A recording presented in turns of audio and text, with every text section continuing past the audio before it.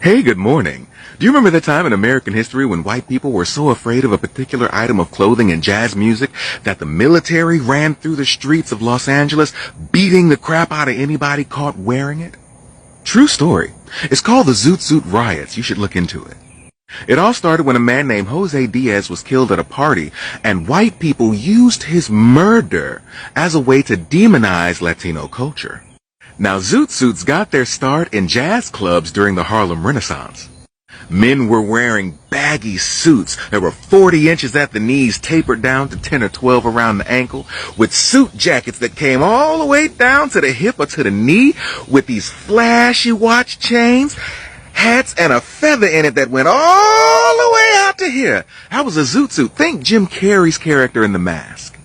And by 1943, the Zoot Suit was everywhere, except in white people's homes. And, as we well know, when white people don't understand something, they fear it and then demonize it heavily. So in Los Angeles in 1943, the Pachuco culture and the Zoot Suit was demonized by white America. And white servicemen didn't like it because they said that the suit was wasteful. Look, you're using all of that fabric. There's no need for that. You need to wear less clothes and give the rest of that fabric to us so we can go fight a war in the other side of the world. And many Latinos and Pachucos were like, nah, we good. And that ain't do nothing but piss white people off. So then a fight broke out between 12 members of the military and a couple Pachucos. And the military members got their butts kicked. Then they ran back to the military base, formed a strategy, got a couple other guys, and then they came back to the city of Los Angeles, and they beat everybody wearing a Zoot Suit. And I don't mean one or two military members. No, I'm talking about hundreds of military members.